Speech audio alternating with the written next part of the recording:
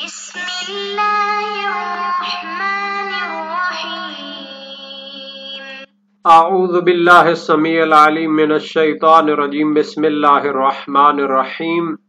ربنا آتنا فی الدنیا حسنۃ وفی الآخرۃ حسنۃ وقنا عذاب النار۔ عزیز طلبہ السلام علیکم ورحمۃ اللہ وبرکاتہ۔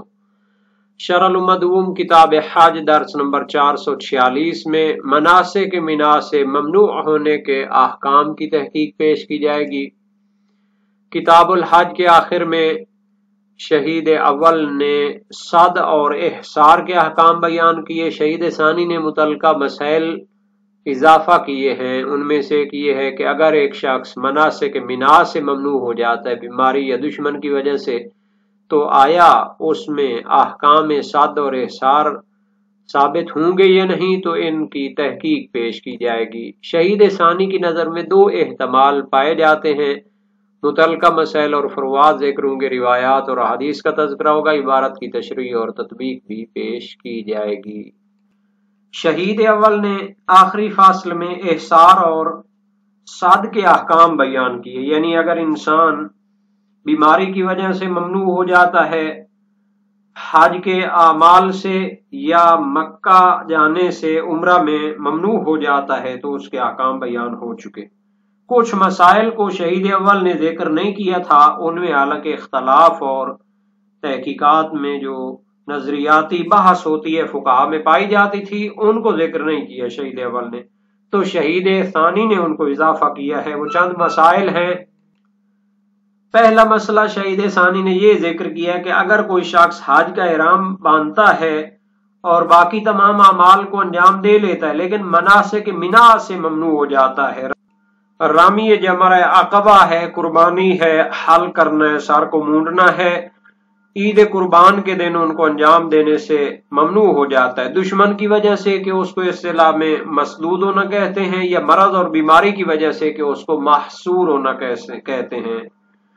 تو اس کے لیے ممکن نہیں رہتا کہ وہ رامی جمرہ کرے اور قربانی کرے۔ تو اس صورت میں اگر اس کے لیے نائب لینا ممکن ہو تو پھر وہی کرے گا۔ مسئلہ اس صورت میں ہے کہ اس کے لیے نائب لینا بھی ان کاموں کے لیے ممکن نہ ہو، تو اس صورت میں آیا صد و احصار ثابت ہوگا، اس کے احکام لاگو ہوں گے یا نہیں، تو اس میں اشکال پایا جاتا ہے۔ شہید ثانی کی نظر میں دو احتمال ہیں۔ پہلا احتمال یہ ہے کہ صد و احصار ثابت ہو سکتے ہیں، چونکہ روایات صد و احصار کی مطلق ہیں۔ ان کا کہنا ہے کہ جو شخص اعمال حج سے ممنوع ہو جائے تو اس پر عمل کرے، یعنی احرام سے نکلنے کے لیے قربانی کرے، اور یہ ممنوعیت بعض اعمال کے ساتھ خاص بھی نہیں کی گئی، تو یہ روایت شامل ہے تمام اعمال کو۔ اگر مناسک مینا سے ممنوع ہو جائے تو اس صورت میں بھی احرام سے نکلنے کے لیے اسے قربانی دینی چاہیے۔ اور دوسرا احتمال یہ کہ صد و احصار اس مسئلے میں ثابت نہیں ہوں گے، چونکہ اصل یہ ہے کہ وہ احرام پر باقی ہے یہاں تک کہ اس سے نکلنے کے لیے کوئی خاص دلیل آ جائے، احرام سے نکلنے کی دلیل موجود ہو، یعنی کہ اعمال مینا سے ممنوع ہونے کے ذریعے ہمیں شک ہے کہ آیا احرام سے نکلنے کا راستہ وہی ہے جو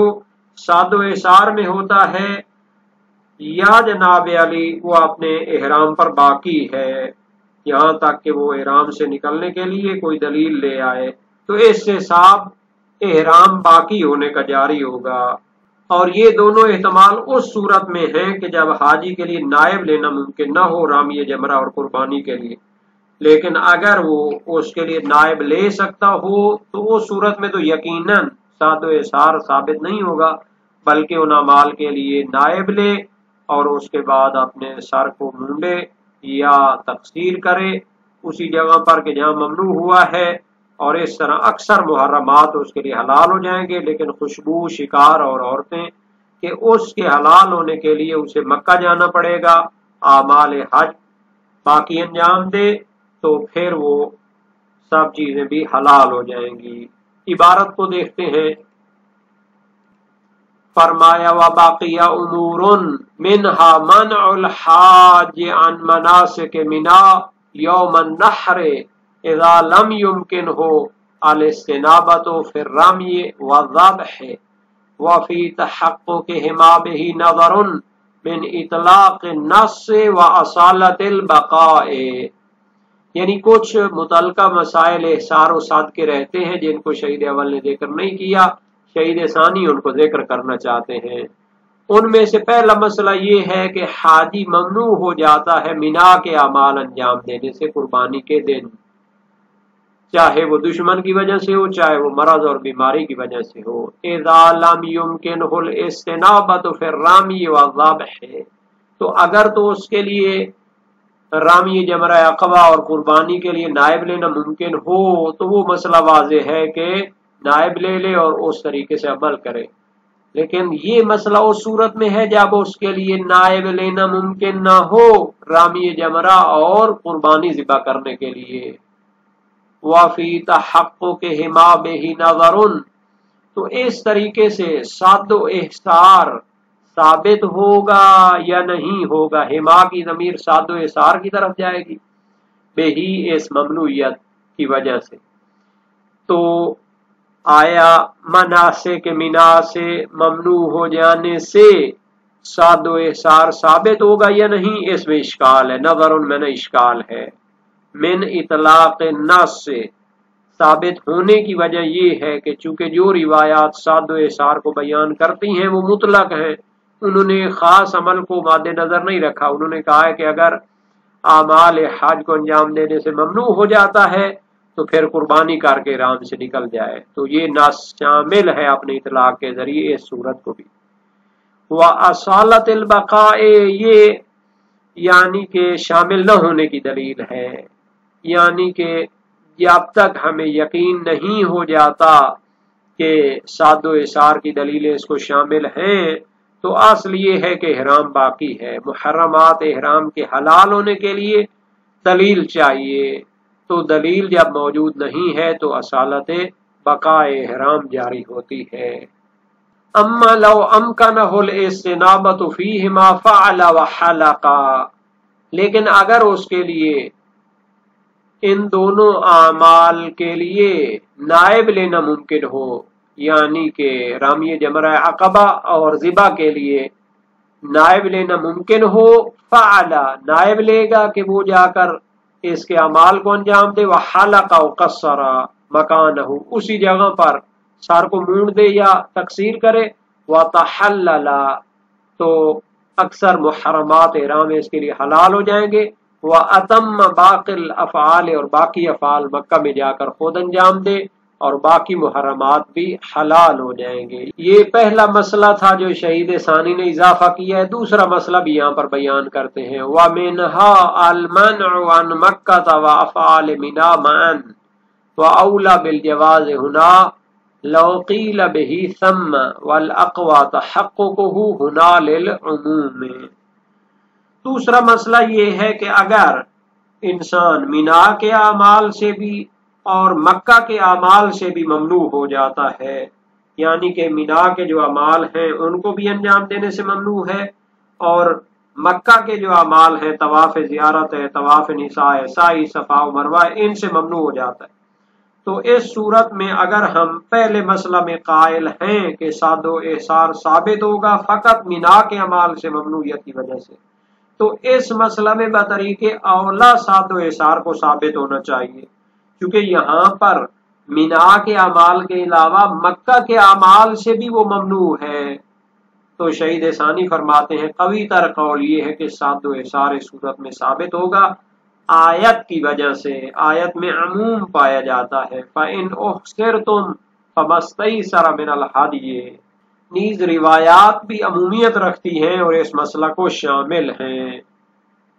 یعنی ان مسائل میں سے ہے کہ اگر وہ ممنوع ہو جاتا ہے مکہ جانے سے بھی اور افعال مینا انجام دینے سے بھی، تو اس میں بھی بحث ہے۔ وَأَوْلَى بِالْجَوَازِ هُنَا، شہید ثانی فرماتے ہیں کہ اس صورت میں صد و احصار کے احکام کا جائز ہونا، لاگو ہونا بطریق اولا ہے۔ لَوْ قِيلَ بِهِ ثَمَّ، اگر ہم پہلے مسئلے میں جواز کے قائل ہو جاتے ہیں اور احکام صاد و احصار کے لاگو ہونے کے قائل ہو جاتے ہیں۔ ثم یعنی وہاں پہلے مسئلے میں جہاں فقط مینا کے اعمال سے ممنوعیت تھی، وہاں پر اگر ہم قائل ہو جائیں تو اس صورت میں بطریق اولا قائل ہوں گے، چونکہ اس میں مینا کے اعمال سے بھی ممنوعیت ہے اور مکہ کے اعمال سے بھی ممنوعیت ہے۔ والاقوى تحقق ہونا، قوی تر نظریہ یہ ہے کہ اس صورت میں احکام صاد و احصار ثابت ہوں گے، یعنی جب وہ اعمال مینا اور اعمال مکہ سے ممنوع ہو جائے گا تو قربانی کرے گا اور حلق و تقصیر کے ذریعے محرمات احرام اس کے لیے جائز ہو جائیں گے، احرام سے نکل جائے گا۔ کیوں یہاں پر صاد و احصار کے احکام جاری ہوں گے؟ للعموم میں، چونکہ آیت بھی عموم رکھتی ہے جس میں ہے وَإِنْ أُحْصِرْتُمْ فَمَا اسْتَيْسَرَ مِنَ الْهَدْيِ، اگر تم محصور ہو جاتے ہو، ممنوع ہو جاتے ہو تو جو تمہارے لیے میسر ہے وہ قربانی کرو۔ روایات بھی عمومیت رہتی ہیں جو پہلے بیان ہوئی صاد و احصار کی، وہ اس صورت کو شامل ہوتی ہیں۔ اور اس قوی تر نظریے کے مقابلے میں احتمال ہے کہ کہا جائے کہ احکام صد ثابت نہیں ہوں گے، بلکہ اگر ممکن ہے رامی جمرہ اور قربانی کے لیے نائب لینا تو وہ لے، اور اسی جگہ جہاں ممنوع ہوا ہے سر کے بالوں کو مونڈے، اور اکثر محرمات اس کے لیے حلال ہو جائیں گے۔ تین چیزیں باقی رہیں گی،